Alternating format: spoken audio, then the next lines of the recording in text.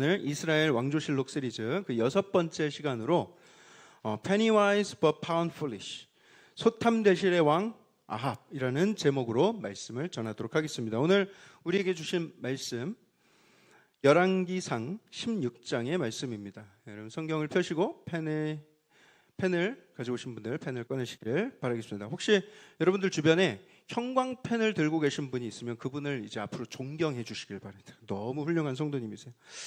자, 지난 시간에는 우리가 남유다의 여호사밧에 대해서 살폈습니다. 이제 남유다에서 다시 북이스라엘로 넘어와서 우리가 북이스라엘의 왕을 다루기로 할 텐데요. 눈치채셨겠지만 우리가 이 시대의 흐름에 따라서 남유다와 북이스라엘을 오가면서 번갈아 살피면서 두 왕국에서 있었던 사건들을 살펴가고 있습니다. 여러분, 북이스라엘의 초대 왕이 누구입니까? 네, 이제 곧 퀴즈가 다가오는데 10개의 지파를 다스린 왕 여로보암이죠. 여로보암. 그래서 왕국이 분열됐지만 남유다는 여전히 다윗 왕조가 지속되고 있고 북이스라엘에서는 굉장히 많은 어떤 사건 사고들이 많이 있었어요. 여로보암이 이끄는 북이스라엘은 애초에 하나님께 서자 같은 나라라서 그렇게 어지러운 일들이 많이 있었던 것인가? 다윗 왕조의 정통성 같은 게 없이 시작을 했기 때문에 애초부터 뭐 잘 될 수 없었던 그런 왕국이었는가? 그렇지 않습니다. 여러분 기억하실런지 모르겠지만 여로보암에게도 하나님의 언약이 있었어요. 다윗 언약에 비해서 전혀 부족하지 않은 하나님의 분명한 축복의 약속이 있었습니다. 만일 너가 다윗이 행했던 것처럼 하면 내가 다윗을 위해서 세운 것 같이 너희 집을 위해서도 내가 견고한 집을 세워주겠다. 너의 왕조를 잘 유지시켜주겠다. 이런 약속이 있었어요. 그런데 여로보암은 그 축복의 약속을 너무 쉽게 잊어버렸습니다. 예루살렘 성전을 대신할 산당을 자기 마음대로 짓고요. 거기서 제사를 드리게 하고 또 절기도 자기 마음대로 막 조정해가지고 자기 입맛대로 예배를 바꾸고 조정하고 하나님이 원하시는 뜻은 별로 개의치 않고 자기 생각에 옳은 대로 자기 입맛대로 자기 편한 대로 예배를 조정했던 것입니다. 오늘날에도 그런 식으로 신앙생활 하시는 분들이 종종 있다고 했죠. 하나님이 원하시는 방식이 아닌 내가 편한 방식으로 신앙생활하고 내가 편한 방식으로 교회 다니고 내가 편한 방식으로 헌금 생활하고 그게 바로 여로보암과 똑같은 마음이고 결코 하나님 보시기에 좋지 않다라는 말씀을 드렸습니다. 자, 하나님 앞에 충성된 모습으로 나라를 다스렸다면 많은 복을 받을 수 있었어요. 하지만 그는 눈앞의 복을 다 걷어차 버렸습니다. 축복의 언약은 무서운 저주로 바뀌게 됩니다. 그의 아들이 죽임을 당하게 되고요. 여로보암도 끝까지 회개 없이 살아가다가 결국 세상을 떠나게 되는데 그의 다른 아들 나답이 그 왕위를 이어받았습니다. 너무 당연한 것일 수 있겠지만 나답은 그의 아버지의 그 악행을 그대로 물려받았어요. 여러분 이게 굉장히 무서운 것입니다. 아들은 아버지의 모습을 담게 되어 있습니다. 일단 유전자가 아버지 유전자를 일단 물려받았고 그리고 아버지의 등을 보면서 자라기 때문에 아들은 그 아버지의 삶을 그대로 배우면서 닮아가게 되는 거예요. 그러니 이 자리에 아버지 된 분들, 저를 포함해서 우리 모든 아버지들은요 하나님 앞에 긴장하셔야 되고요. 바른 삶을 살아야 합니다. 여러분들의 자녀들을 진심으로 사랑하신다면 그것이 아버지들이 자녀들에게 줄 수 있는 가장 큰 유산이고 가장 큰 선물이라는 사실을 기억하셔야 돼요. 좋은 삶의 본을 보여주는 것. 여러분, 여로보암의 집안도 하나님 말씀만 잘 따랐으면 믿음의 명문가가 될 수 있었어요. 좋은 왕조가 될 수 있었어요. 여러분 다윗의 집안은 처음부터 명문가였습니까? 다윗의 아버지 이세 좀 이상한 사람이었어요. 아들들을 대하는 태도를 봐도 딱 알 수 있죠. 하지만 다윗은 다윗의 때에 하나님을 전적으로 붙들고 하나님만을 섬기기로 작정하고 하나님께 충성된 삶을 살았기 때문에 하나님께서 그때부터 그의 집안을 높여주신 것입니다. 그리고 다윗은 그런 선한 영향력을 그 후세에게 끼쳤어요. 그처럼 믿음의 명문가는 어떻게 뭐 따로 정해져 있는 것이 아닙니다. 처음 예정돼 있는 게 아닌 거예요. 누군가가 그 윗세대와는 다른 삶을 살기로 결단하고 그런 삶을 살기로 시작하고 또 하나님 뜻에 순종하기 시작할 때 그 가문에서 빛이 나기 시작하는 것입니다. 그리고 그 선한 영향력이 내 자녀들에게 흘러가게끔 한다면 그것이 믿음의 명문가를 만들게 되는 거예요. 반드시 그렇게 잘 흘러가게 되는 것입니다. 여러분, 우리 여기 계신 우리 모든 성도님들은요, 내가 어떤 부모님 밑에서 만났건, 내가 어떤 신앙의 배경에서 자라왔건, 나는 오직 하나님 기뻐하시는 뜻에 따라서 순종하며 살겠다. 나는 내 세대 때부터라도 나는 이전에 그 모든 집안에서 행해오던 그런 악습들을 다 끊고 오직 하나님 말씀대로 순종하며 살겠다. 그런 결심이 있다면요, 여러분들 자신의 변화는 물론이거니와 여러분들의 자녀와 자손들까지에게도 그 아름다운 유산이 흘러가게 될 거라는 거예요. 믿음의 명문가를 하나님께서 반드시 만들어 주실 줄 믿습니다. 자, 안타깝게도 여로보암의 아들 나답은요, 아버지의 길을 따르다가 결국 심판을 받게 되는데, 나답이 통치한 지 한 2년 정도 되었을 때 자기 나라에 바아사라는 군대 장관이 있었는데, 이 군대 장관과 이 왕이 같이 전쟁터에 나갔어요. 블레셋이 점령한 성을 쫙 에워싸고 포위하고 있었는데, 그 포위하고 이제 진을 치고 오래 버티는 그런 가운데 이 군대 장관이 나답을 배신하여서 그를 죽입니다. 쿠데타가 일어난 거예요. 그래서 이 군대 장관이 정권을 차지하게 됐어요. 자, 이 바아사라는 이 군대 장관, 왕이 되었는데, 왕위에 오르자마자 이 여로보암과 이 나답의 온 집안 사람들을 다 색출해서 잡아다 죽입니다. 온 집안 사람들을 멸절하는 것이죠. 여로보암은 이미 죽었지만 그 아들 세대에 와서야 그 예언이 성취가 됩니다. 그렇게 칼부림을 통해서 왕이 된 이 바아사라는 사람은 나라를 잘 이끌었는가? 그렇지 않습니다. 여로보암과는 피 한 방울도 안 섞인 완전히 그런 상관없는 인물인데도 불구하고 그는 여로보암의 길을 따랐다, 이렇게 성경이 기록하고 있어요. 그 뭐 좋은 길이라고 그 길을 따라가요, 그렇죠? 자기 조상도 아닌데. 그런데 그 길을 따라갔다. 하나님께서는 선지자를 보내서 바아사 너의 집에도 여로보암에게 임했던 것과 동일한 저주가 있을 것이다, 이렇게 선포를 하셨어요. 바아사가 24년간을 다스린 뒤 죽었고요. 그 아들 엘라가 뒤를 이었습니다. 겉으로는 무난한 승계처럼 보였어요. 근데 엘라가 즉위한 지 2년 만에 군대 장교 시므리에게 살해당합니다. 자기 아버지가 그렇게 정권을 차지했듯이 누군가의 아들이 당한 거예요. 술에 취해서 흐느적거리고 있는 엘라를 시므리가 왕이 되고자 할 욕심으로 찔러 죽인 것이죠. 시므리가 엘라를 살해한 뒤에 그 집안 사람들 다 어떻게 했을까요? 역시나 다 싹 잡아다 죽입니다. 한 사람도 남기지 않고 다 멸절시켰어요. 또 한 번의 예언이 성취가 된 것입니다. 칼로 세운 왕조가 칼로 망한다라는 것을 이렇게 보여주고 있습니다. 자, 시므리가 그런 식으로 쿠데타를 일으켜서 왕이 되었다라는 소식이 이스라엘에 쫙 퍼졌습니다. 그때 북이스라엘 백성들은 별로 좋아하지 않았어요. 아니, 도대체 권력을 가진 자들이 백성들을 돌보지 않고 자기들 권력을 뺏기고 하는 이런 모습이 너무 한심하게 여겨진 거예요. 그래서 백성들이 오므리라는 사람을 대신 왕으로 세웁니다. 그리고 시므리가 있는 그 도성을 쫙 포위해 버려요. 시므리가 이제 자기가 왕이 됐다고 막 이렇게 거들먹거리면서 그 왕궁에서 밖을 이렇게 내다보니까 자기가 완전히 함락된 것을 발견을 했어요. 왕이 되면 너무 좋을 줄 알았는데 이제 성 안에 갇혀서 꼼짝없이 죽게 생긴 것입니다. 그는 애초부터 하나님이 없던 사람이었어요. 아니나 다를까 하나님 없는 사람다운 선택을 합니다. 성 안에서 분신 자살을 하고 목숨을 끊습니다. 결국 그 왕궁의 빈자리는 오므리가 차지하게 되죠. 그래서 오므리가 왕이 되자마자 수도를 사마리아로 옮겼습니다. 그리고 이것이 그 북이스라엘의 사마리아에 시작된 그 북이스라엘 오므리 왕조의 시작이라고 할 수 있어요. 오므리도 따지고 보면 여로보암하고 피 한 방울 섞이지 않은 완전히 남남이었는데 그가 왕이 되어서 여로보암의 길로 행하였다. 또 성경은 기록하고 있습니다. 그래서 하나님 여호와를 노하게 만들었다, 이렇게 평가하고 있습니다. 오므리가 일평생 악을 행하면서 12년간을 다스리고 그의 아들 아합에게 왕위를 물려주었습니다. 자, 이렇게 드디어 오늘 주인공인 아합이 등장을 하게 되는 거예요. 자, 이제 이 아합 왕에 대해서 본문이 뭐라고 평가하고 있는지 우리 함께 읽어보도록 하겠는데, 열왕기상 16장 29절에서 33절 말씀을 저와 여러분이 한 절씩 교독하면서 한번 읽어보도록 하겠습니다. 제가 먼저 읽을게요. 유다의 아사 왕 제38년에 오므리의 아들 아합이 이스라엘의 왕이 되니라. 오므리의 아들 아합이 사마리아에서 22년 동안 이스라엘을 다스리니라. 오므리의 아들 아합이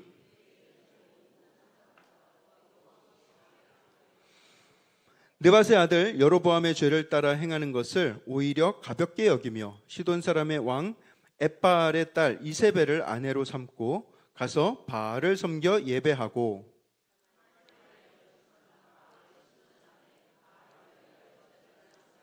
함께 했습니다.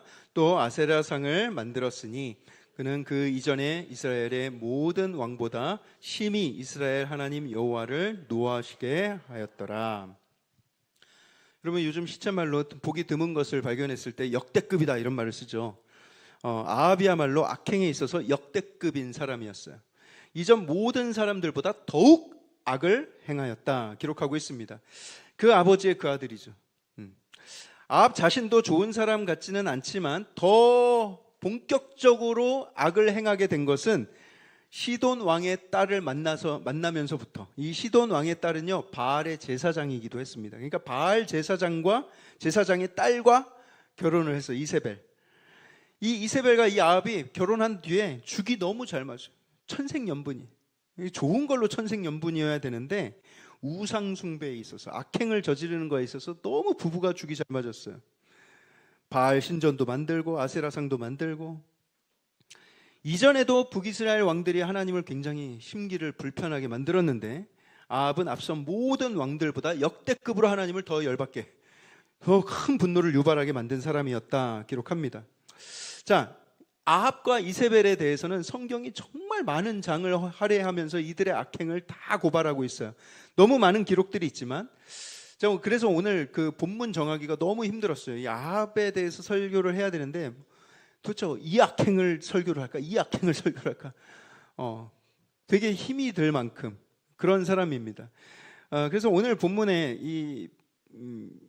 그 배경이 되는 사건, 그러니까 이 아합이 하나님께 멸망을 받은 그 시초가 되는 사건이 지금 이 나봇의 포도원 사건이라고 할 수가 있는데요. 열왕기상 21장에 나오는 사건입니다. 나봇의 포도원 사건, 여러분 잘 아는 이야기인가요? 나봇이라는 사람이 아주 잘 가꿔진 포도원을 가지고 있었어요. 너무 예쁜 포도원이었어요. 아합 왕이 사마리아 성에서 이렇게 내다보니까 그 포도원이 너무 잘 가꿔지고 너무 예쁜 거예요. 그래서 그 땅을 갖고 싶다라는 생각이 들었습니다. 그래서 내가 그 포도원에 대해서는 내가 값을 얼마든지 쳐줄 테니까 그 땅 나한테 팔아라, 이렇게 나봇에게 가서 요구를 했어요. 제안을 했는데 나봇이 왕의 요구였지만 단호하게 거절합니다. 이 땅은 내 조상에게서 물려받은 땅인데 어떻게 팔 수가 있겠습니까? 여러분 좀 이해가 안 가실 수도 있는데 조상한테 물려받았다고 못 파나? 이렇게 생각하실 수도 있는데 이스라엘 사람들은 절대로 조상들에게 물려받은 땅을 팔지 않습니다. 왜냐하면 이 땅은 자기의 생명이라고 생각을 하는 거예요. 그래서 잠시 내가 돈이 없어서 이걸 저당 잡히고 내가 돈을 빌려 쓰는 한이 있더라도 반드시 결국에는 그걸 찾아오는데 그걸 내가 찾아올 능력이 안 되죠? 그러면 우리 집안의 유력한 사람 중에 기업물을 자, 고엘이라는 제도로서 그 사람이 대신 그걸 찾게 돼 있습니다. 그리고 그 다음 아들한테 물려주게 돼 있어요. 내가 갚을 능력이 안 되면 우리 집안 사람 중 누구라도 그것을 빼앗기지 않도록 도와주는 거예요. 그만큼 땅을 소중히 여겼다는 것이죠. 아합도 땅을 함부로 팔지 않는다는 것을 잘 알고 있었을 거예요. 그런데도 아합은 그 땅을 얻지 못하는 것에 대해서 너무너무 속상해합니다. 초등학생처럼 막 삐쳐가지고 입이 이만큼 나오고 침대에서 나오질 않아요. 밥도 안 잡수시는 거예요. 그러니까 그 아내 이세벨이 와가지고, 이세벨이 참 어떻게 보면 좀 되게 괜찮은 여자일 수도 있었는데, 이세벨이 남편한테 와가지고 아유 우리 서방님 삐치셨어요. 아유 그 땅 못 얻어서 서운하셨어요. 그 땅 내가 얻게 해줄 테니까 일어나서 씻고 밥 드세요. 맛있는 거 많이 해놨어요. 그러면서 막 달래줍니다. 이건 제 말이 아니라 성경에 나오는 거예요. 예, 예. 그래서 여러분, 이런 아내가 있으면 좋을까요? 뭐 좋은 일을 가지고 이런 애교를 부리면 더할 나위 없이 좋겠지만, 남자들의 노망일 수도 있겠지만, 이 여자가 얼마나 나쁜 짓을 하는지 한번 보세요. 자, 그렇게 남편을 달래놓고는 뭔 짓을 하냐면, 나봇이 사는 그 마을에 장로들과 귀족들한테 조서를 보냅니다. 어떤 내용이냐면, 나봇이 왕과 하나님을 저주했다라는 모함을 합니다. 그리고 사람들이 모여서 나봇을 중간에 세워놓고 그 죄를 심판하는데, 이미 거짓 증인까지 다 섭외를 해놨어요. 그러니까 저 사람이 그런 거 맞습니다, 막 이렇게 준비를 다 시켜놓은 상태였기 때문에 나봇은 억울한 누명을 쓰고 그 자리에서 돌에 맞아서 즉결 심판을 당합니다. 죽임을 당해요. 그리고 아합은 자기 소원대로 그 땅을 차지해서 자기 텃밭으로 사용합니다. 여러분, 삐치지 마세요. 삐치지 마세요. 농담 아닙니다. 여러분, 사악함은요, 대체로 삐침에서 시작이 돼요. 삐치는 거. 그래서 부부끼리도 셀 안에서, 교회 안에서 뭐 하다가 삐치는 거, 여러분, 그게 사소한 감정 같지만 모든 사악함의 시작이 거기에서 비롯되는 경우가 굉장히 많습니다. 여러분, 아합의 이 유치한 감정, 이 시무룩함, 이 감정의 미성숙, 여러분, 이것이 한 개인의 것이 아니라 이제 왕국 규모의 어떤 그런 범죄로 증폭이 되는데, 내 영혼의 미성숙함이 나라의 공의를 파괴해버리고요, 가정을 파괴해버리고, 사랑하는 사람들에게 씻을 수 없는 상처를 주고 공동체를 무너뜨릴 수 있다는 거예요. 나의 이 서운한 감정, 이 삐친 감정이 말이죠. 이거 굉장히 위험한 것입니다. 여러분, 잘 살펴보셔야 돼요. 나는 주로 무엇에 서운해하고 나는 무엇에 화가 나는가? 정말 그게 서운해야 할 일이었는가? 정말 화가 나야 될 만한 일에 화가 나는지, 아니면 나의 욕심, 나의 욕망, 나의 자존심이 채워지지 않아서 화가 났는지, 그 마음은 진정 소망하고 사는 것이 무엇인지를 잘 살필 수 있어야 돼요. 내 마음에 뭘 그렇게 원하고 있었을까? 그때 엘리야가 하나님의 심판의 메시지를 들고 가서 아합에게 전하는데요, 그 메시지가 아주 섬뜩합니다. 개들이, 왈왈 짖는 그 개들이 나봇의 피를 핥은 바로 그곳에서 너의 피도 핥을 것이다. 나봇이 돌에 맞아서 비참한 최후를 맞은 바로 그 장소, 그 포도밭에서 너도 비참한 죽음을 당하게 될 것이다. 아주 무서운 경고를 내리고 있어요.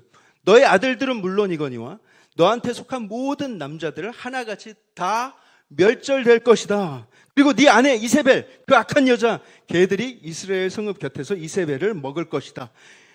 엄청 무시무시한 예언 아닙니까? 눈에 불을 켜고 전한 거예요. 아합이 심하게 겁을 먹고요, 어떻게 했을까요? 놀랍게도 아합이 옷을 찢고 눈물로, 배를 동여매고 눈물로 회개를 하기 시작합니다. 금식하면서 하나님께 회개해요. 그때 하나님께서 그 회개를 받으셨을까요? 안 받으셨을까요? 여러분, 너무 악한 사람인데, 아합처럼 악한 사람인데 놀랍게도 하나님은 그 회개를 받아주셨어요. 열왕기상 21장 29절을 우리 같이 한번 읽어볼까요? 시작. 아합이 내 앞에서 겸비함을 내가 보느냐? 그가 내 앞에서 겸비함으로 내가 재앙을 저의 시대에는 내리지 아니하고 그 아들의 시대에야. 여러분, 하나님은 이런 하나님이세요. 하나님은 우리의 회개를 기다리고 계신 듯한.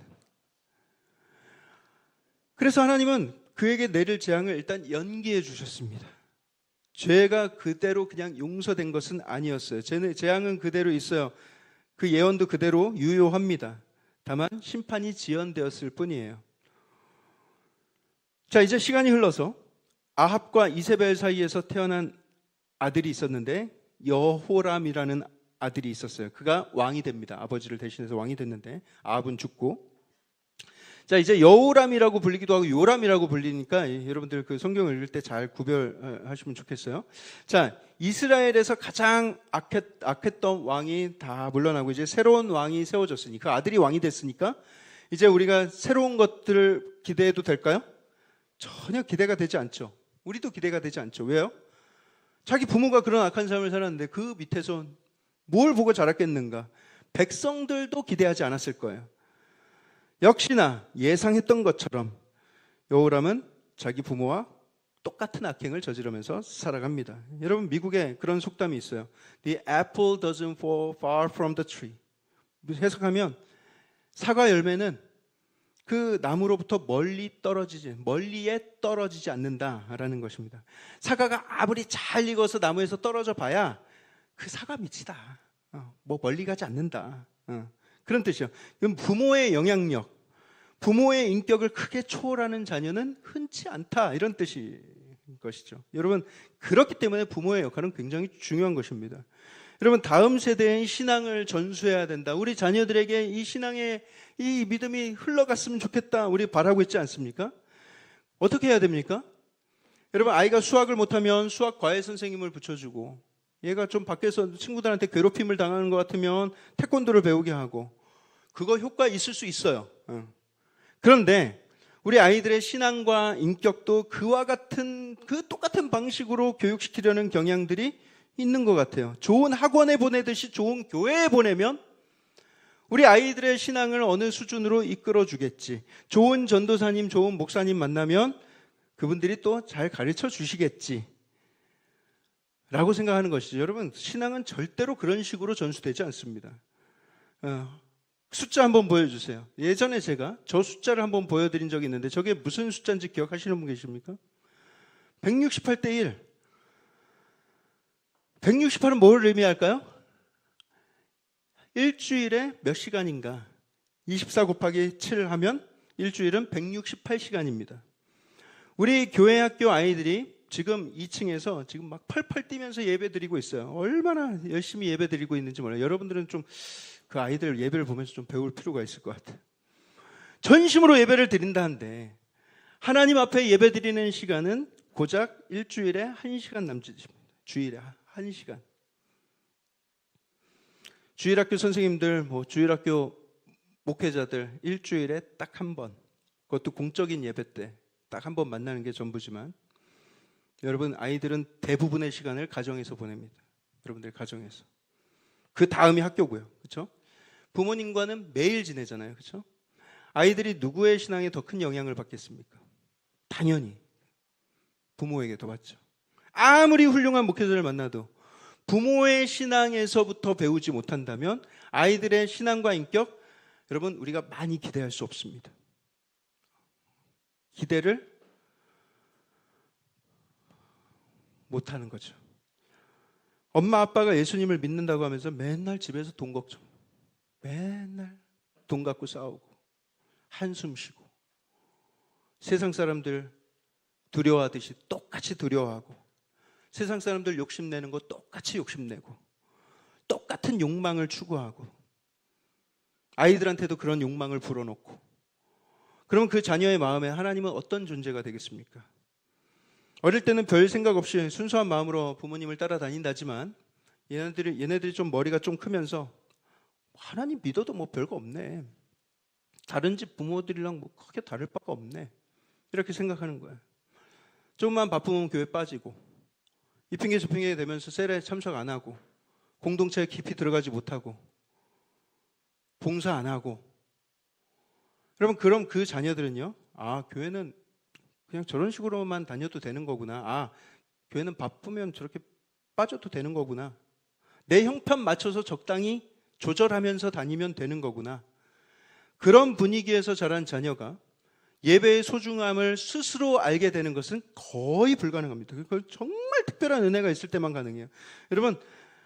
여러분들이 막 기도하실 때 하나님, 저는 이 모양 이 꼴로 살고 있지만 우리 아이들한테는 좀 좋은 신앙, 좋은 인격을 좀 주시옵소서, 그러면 이게 될까요?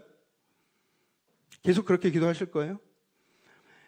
우리들의 아이들이 앞으로 어떤 신앙으로 살아갈지가 궁금하다 하시는 분들은요, 지금 부모인 여러분들의 신앙의 모습에서 크게 멀리 벗어나지 않을 거라는 것만 알고 계세요. 우리 아이들의 신앙이 내 신앙 수준에서 크게 다르지 않을 것이다. 여러분들 자녀들이 신앙 안에서 정말 하나님을 예배하는 참 예배자로서 그리스도의 제자로서 살아가길 원하십니까? 믿음의 유산이 잘 흘러가길 원하세요? 그렇다면 여러분들 부모 세대부터 좋은 예배의 본, 좋은 믿음의 본을 삶으로 보여주셔야 돼요. 삶으로. 지금 현재 자녀들이 신앙생활을 잘 안 하고 있는 그 부모님들은 지금 좀 움츠러듦이 있을 거예요. 여러분들은 잘 하고 계심에도 불구하고 자녀들이 내 마음대로 안 되니까 움츠러드는 분들이 계실 수도 있는데, 여러분들을 다그치려는 것이 아닙니다.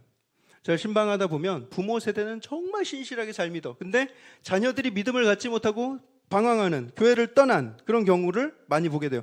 여러분, 만약에 그런 경우라면, 여러분들이 정말 하나님 앞에 정직하게 신앙생활을 하고 있는데도 그런 일이 일어나고 있다면 여러분 걱정하지 마세요. 여러분들의 자녀들은요, 하나님의 때, 하나님의 방식으로 반드시 그 신앙을 회복하게 될 가능성이 굉장히 높아요. 심지어 여러분들이 믿는 수준까지 올라올 가능성이 굉장히 높습니다. 믿지 않는 자녀들이 교회로 돌아오는 것은요, 여러분들이 교회 나와라, 교회 다녀라, 주일마다 아침부터 입을 갖고 막 씨름하고 흔들어 깨우고, 오늘 아침에도 그 전쟁을 치르고 나오신 분들이 몇 분 계실 텐데, 여러분 그렇게 한다고 되겠습니까? 아들아, 내가 너를 위해서 기도하고 있다. 딸아, 피곤하지? 하지만 내가 오늘 내가 너의 목까지 하나님 앞에 예배드리고 기도하고 오겠다. 내가 너희 마음에 다시 하나님을 사랑하는 그런 뜨거운 마음 주시도록 엄마가 기도하고 있다. 아빠가 기도하고 있다. 이런 것을 보여주시고 이런 것을 얘기해 주세요. 그리고 부모의 삶에서 좋은 신앙의 본을 보여주세요. 제발. 어떤 고난과 두려움 속에서도 믿음으로 담대하게 이겨내는 그런 모습을 보여주셔야 돼요. 물질의 어려움이 있을 때 막 두려워서 떨고 막 아등바등 하는 것이 아니라 하나님이 주인 되심을 인정하는 모습, 하나님께 담대하게 맡기는 모습, 이런 것을 보여주시는 거예요. 하나님의 은혜로 돌파하는 모습을 한 번이라도 좀 보여주셔야 되는 거예요. 육신의 질병 속에서도 소망을 가지고 하나님의 치유의 손길을 기대하면서 담대히 견디는 모습을 보여주셔야 되는 거예요. 심지어 그것이 정말 어려운 병이라 할지라도 하늘 소망을 가지고, 영원한 삶에 대한 소망을 가지고 하나님이 일하고 계심을 간증할 수 있어야 되는 거예요. 자녀들 앞에서. 그러면 여러분 어떻게 될까요? 안 나오던 자녀들이 갑자기 마음이 동해서 다음 주부터 교회 나올까요? 그런 일은 또 잘 없어요. 실망하셨습니까? 하지만 여러분, 자녀들의 인생에도 분명히 하나님을 찾아야 될 날이 옵니다. 하나님밖에 해결할 수 없는 그런 문제를 만날 때가 옵니다. 그런 마음의 불안과 두려움이 찾아올 때가 있어요. 하나님이 그 아이들한테 벌을 내려서가 아니라 우리 어떤 인생이든 다 그런 때가 있지 않습니까? 그런 순간들을 자녀들이 마주할 때가 올 텐데, 그때 여러분들의 자녀들이 도사를 법사를 찾아가겠습니까? 절이나 이슬람 사원을 찾아가겠습니까? 그때 우리 엄마가 믿던 그 하나님, 내가 잃어버렸던 그 신앙, 우리 아버지는 이런 때에 하나님 앞에 무릎 꿇으셨는데, 우리 어머니는 이럴 때 새벽마다 하나님을 찾았는데, 그 부르짖던 그 능력의 하나님을 기억하고, 우리 부모님을 변화시켰던 그 하나님을 기억하고 아이들도 그 하나님을 찾게 될 것입니다. 신앙의 1세대이신 분 많이 계시죠. 내가 우리 집안에서 제일 먼저 믿었다. 그런 분들은요, 교회의 영향을 가장 크게 받을 수밖에 없어요. 목회자의 영향, 교회의 영향. 근데 신앙 2세대들은요, 여러분들의 자녀들은 부모의 모습 속에서 가장 큰 영향을 받습니다.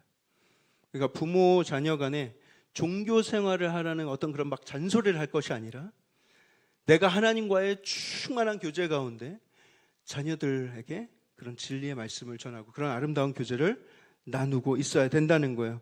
부모로서 좋은 신앙의 본을 먼저 보여주실 수 있어야 되는 거예요. 본문으로 돌아가서, 이 여호람, 아버지가 아합이고 엄마가 이세벨이야.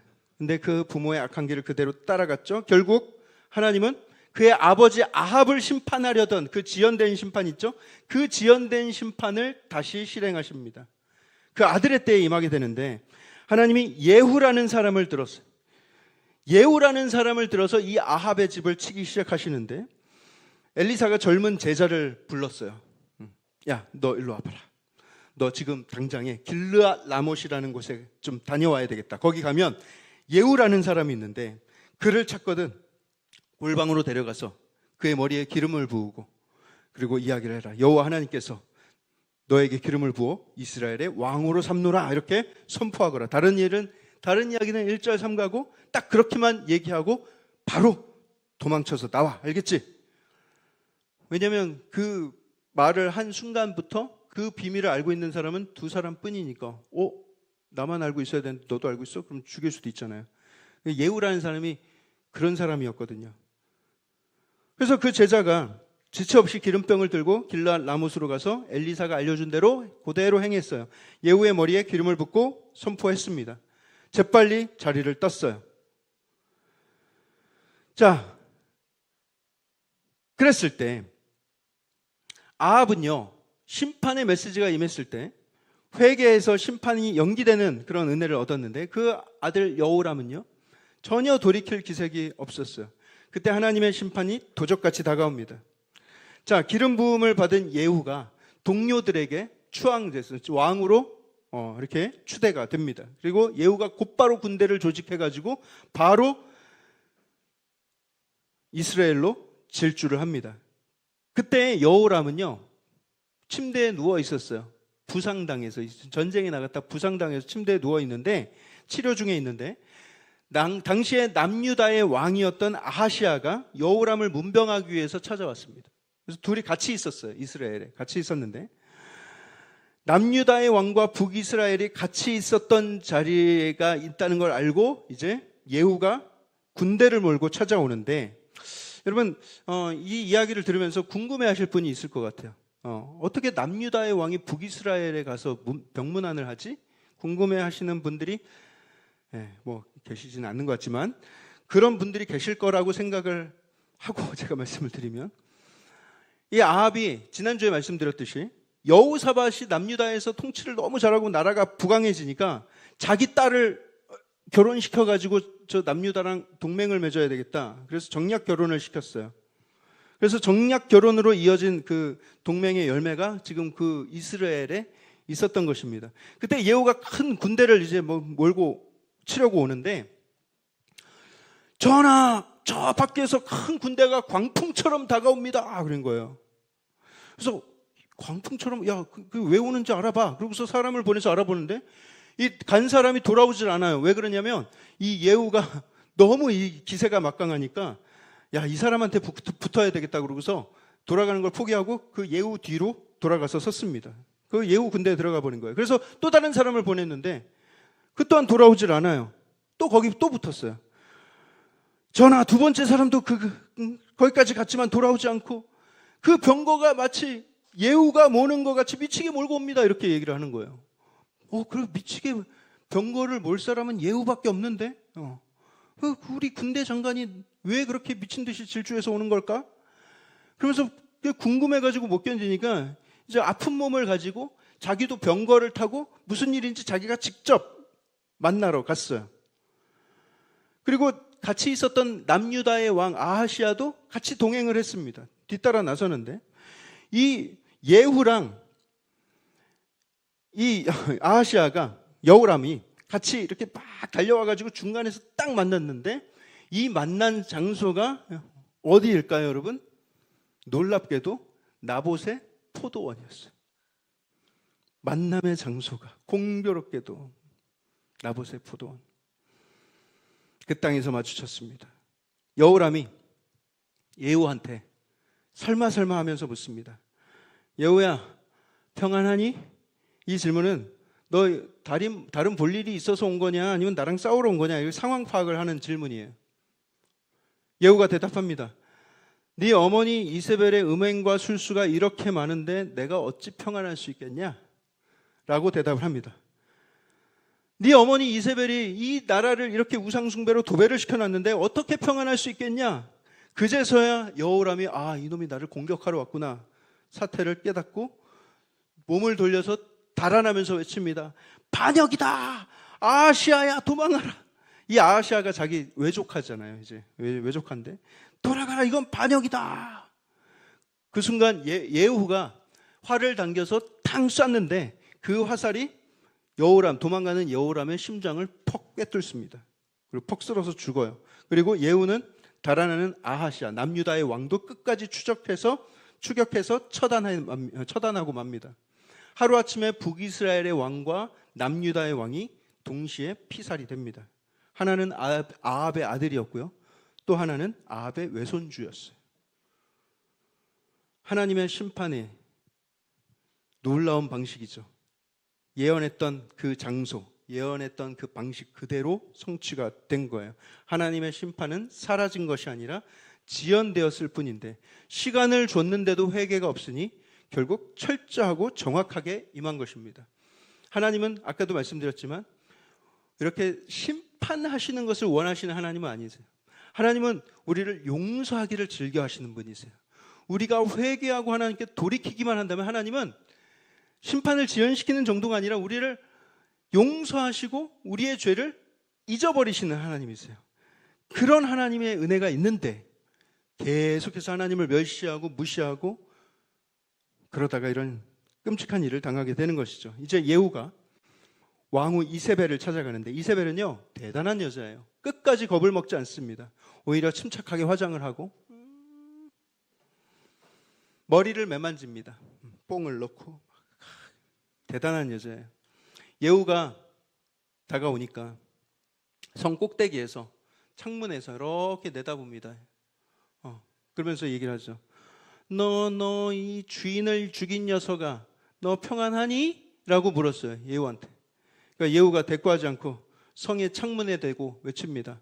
내 편이 될 자 누구냐 하고 외치니까 그 성문의 그 창문에서 한 두어 사람이 이렇게 빼꼼 이렇게 고개를 내는 거예요. 저요 이렇게 내미는 거예요.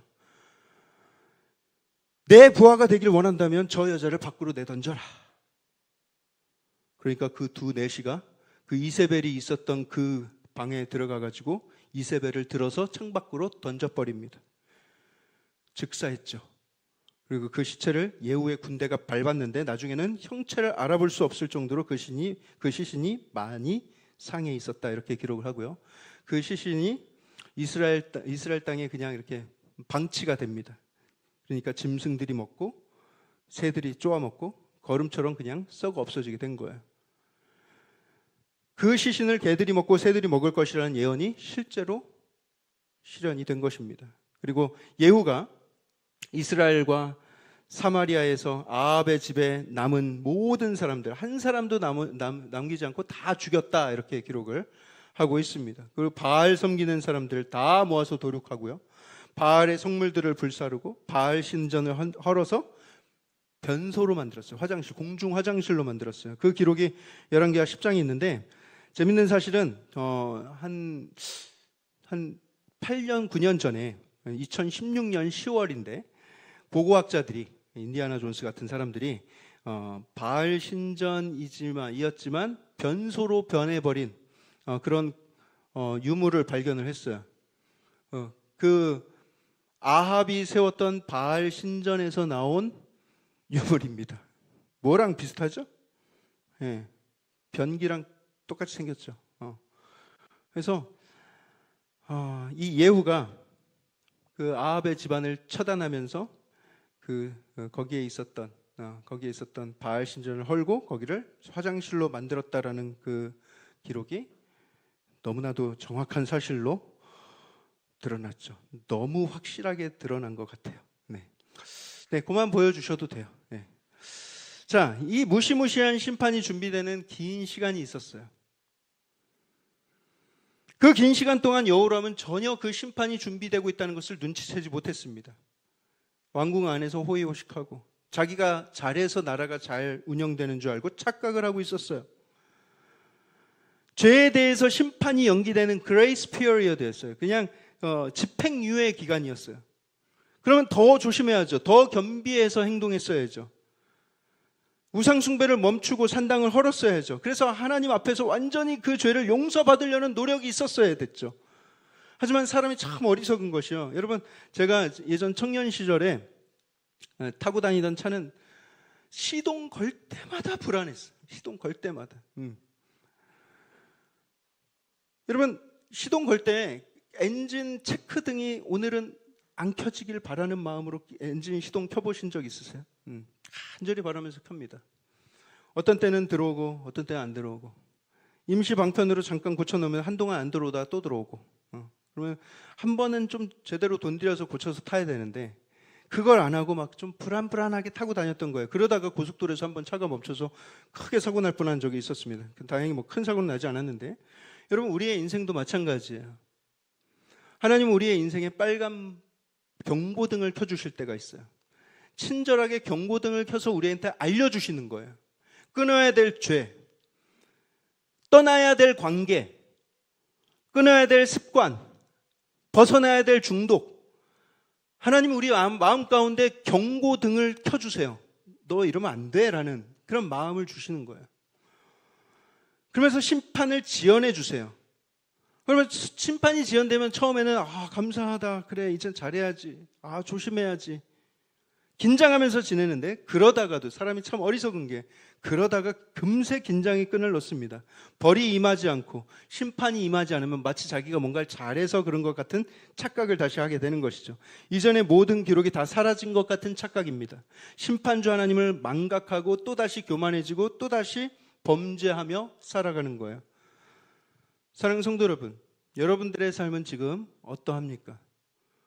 여러분들은 매일 아침에 불안 속에서 시동을 켜는 그런 마음으로 살아가고 있지는 않습니까? 지금 그레이스 피리어드, 지금 집행유예 기간을 살고 있지는 않은가 이렇게 느껴지는 부분이 혹시 있습니까? 내가 계속 이렇게 지내면 안 되는데, 내가 이렇게 하나님을 멀리하고 이렇게 영적으로 게으른 삶을 살아가면서는 안 되는데, 지금 하나님이 단지 인내하고 계실 뿐일 텐데 라는 느낌이 들 때가 혹시 있지는 않습니까? 내가 빨리 하나님을 이 예배를 다시 회복해야 될 텐데, 하나님 앞에 내가 다시 겸손히 나아가야 될 텐데, 이런 할 텐데의 삶을 살아가고 있는 분들 없습니까? 여러분, 오늘 메시지를 들으면서 만약에 여러분들이 이것이 여러분들 안에 경고의 메시지로 들렸다면, 여러분 그것은 여러분들에게 축복이에요. 여러분, 그러니 이 경고의 메시지를 이제 붙들고 속히 돌아오셔야 되면 속히 안 좋은 자리는 떠나시고 은혜의 자리로 들어가셔야 되는 거예요. 산당을 제거하고 우상을 헐어버리고 악한 자들을 멀리 하셔야 합니다. 그런 돌이킴이 있고 그런 겸비함과 회개함이 있는 자에게 하나님은 심판을 유예시키는 정도가 아니라 완전히 그 사람을 보혈로 씻으시고 용서시키시고 다시는 그 죄를 기억도 하지 않으신다. 그런 은혜를 주실 것입니다. 뭘 지연하고 계시는지 모르겠어요. 지연하는 것은, 여러분, 악을 지연해야지 좋은 것을 지연해서야 되겠습니까? 아합은 모든 면에서 악하기가 사악하기 그지없던 그런 왕이었지만, 이런 무시무시한 심판을 받게 된 직접적인 원인은 아까 말씀드렸듯이 이 나봇의 포도원 사건이었어요. 오늘 제목 제가 좀 길게 정했죠. 소탐대실의 왕 아합, 이렇게 정했습니다. 소탐대실, 작은 것을 탐하면서 손해는 크게 보는. 영어 제목도 그와 같은 맥락인데요. Penny wise but pound foolish. 이게 뭐니? 페니가 뭡니까? 아주 작은 돈이에요. 우리 돈으로 따지면 한 10원짜리 정도. 파운드는 그것의 100배 큰 단위입니다. 페니를 얻는 일에는 막 되게 지혜로운 것 같아요. 꼼꼼한 것 같은 그런 모습을 보이는 것 같으나 사실은 큰 돈을 다루는 데 있어서 굉장히 어리석은 거죠. 여러분, 우리가 이 땅에서 눈에 보이는 것, 손에 쥘 수 있는 것에, 이런 것에 막 목숨을 걸고 욕심을 부리는 이유가 무엇입니까? 아합처럼 막 사람을 죽이고 싶으면서까지 그것을 소유하고 싶은 그 욕망은 대체 무엇입니까? 그것은 하나님을 가까이 하지 않을 때 나타나는 특징입니다. 두 가지 정체성을 잊고 살기 때문이에요. 첫 번째 정체성은 청지기로서의 정체성이고요. 두 번째 잊고 사는 것은 상속자로서의 정체성입니다. 청지기로서의 정체성과 상속자의 정체성을 잃어버리고 사는 거예요. 다 주님 것입니다. 나는 청지기일 뿐입니다. 이렇게 고백하고 살아간다면, 여러분, 우리는 바울처럼 비천에 처할 줄도 알고 풍부에 처할 줄도 알게 되는 거예요. 비천에 처할 줄도 알고 풍부에 처할 줄도 안다. 무슨 뜻이라고 했죠? 기억하세요? 가난하면 가난한 대로 사는 거지 뭐. 부자면 뭐 돈이 생기면 뭐 그러면 좋은 거고, 운명대로 흘러가는 인생 살아가는 거지. 이게 그런 겁니까? 아니에요. 그런 뜻이 아니에요. 비천에 처할 줄 안다는 것은 가난할 때라도 나는 하나님의 자녀임을 알고, 나는 절대로 주눅들거나 낙심하거나 열등감을 느끼지 않고 당당하게 하나님 자녀로서 살아가는 거예요. 난 청직이니까. 그게 비천에 처할 줄 아는 자세입니다.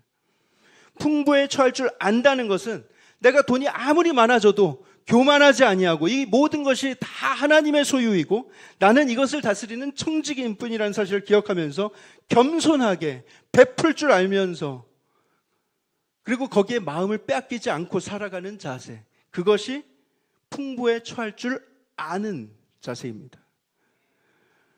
하나님, 내 것이 아닙니다 라고 고백을 할 때 여러분들은 충성된 청지기가 될 수 있는 것이고 아주 마음이 평안한 그런 상속자로서의 삶을 살아갈 수 있게 되는 거예요.